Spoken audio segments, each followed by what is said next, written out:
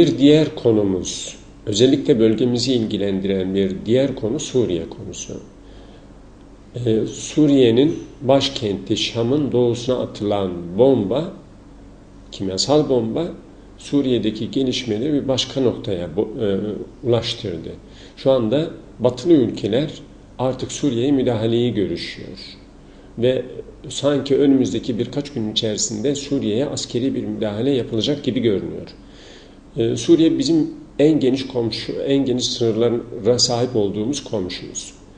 Çok enteresan bir nüfus yapısı var. %70'ine yakını Sünni Müslümanlar. Diğer geri kalan nüfus ise Nusayriler, Aleviler ve bir miktarda Hristiyan yaşıyor Suriye'de. Ama yıllardır baba Esed ve oğul Esed'in yönetiminde. Kendileri Nusayri bir azınlık ama Suriye'de insanları yönetiyorlar. Bütün bu nüfusu yönetiyorlar. Biz burada şunun yönettiğine, bunun yönettiğine bakmıyoruz. Ama orada gerçekten insan haklarına saygı, halkın iradesine saygı duyan bir yönetim olması gerektiğini düşünüyoruz. Bu şartlar, içinde bulunduğumuz şartlar Suriye'deki Müslümanları sıkıntıya düşüren şartlar. Şu anda milyonlarca, neredeyse milyona yakın kişi hayatını kaybetti. Yine milyonların üzerinde insan Ürdün'e, Lübnan'a, Türkiye'ye, Irak'a iltica etmiş durumda. Hatta batıya iltica edenler var. Suriye'nin kentleri yerle bir olmuş. Camileri yıkılmış. İnsanlar yiyecek ekmek bulamıyor.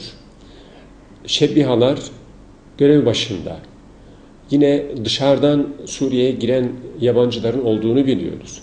Yani şu anda Suriye'de Esed ve kendi güçleri savaşmıyor. Dışarıdan gelen güçler savaşıyor. Hal böyle olunca Suriye vatandaşları Suriye'yi terk etmek zorunda kaldı. Suriye'nin kuzeyinde bir başka dram yaşanıyor şu anda. Özellikle Rojava dediğimiz bölgeden yaklaşık 50 bine yakın insan göç etmek zorunda, iltica etmek zorunda kaldı. Özellikle Kuzey Irak'a ve Türkiye'ye. Buradaki insanlar bu sefer PYD'nin baskısından kaçmak zorunda kaldı. Yani yakın tarihte Nusra'nın baskısından söz edildi ama şu anda biliniyor ki PYD bölgede etkili ve PYD sivillere baskı yapmakta. Siviller de bu baskılardan dolayı Kuzey Irak ve Türkiye'ye iltica etmek zorunda kalıyor.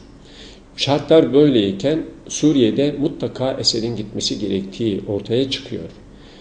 Zaten Esed en son kullandığı kimyasalla bu ülkeyi yönetemeyeceğini, bu ülkede artık iktidarda durmaması gerektiğini ortaya koymuş oldu.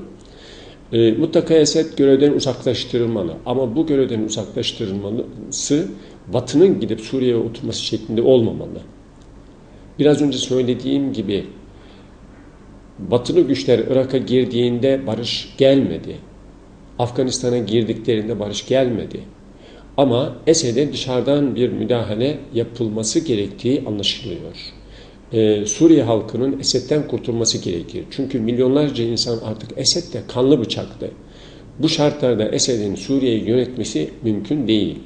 Hele bir de kimyasal kullanıp binlerce insanın kanına giren bir katilin yönetimde bulunması mümkün değil.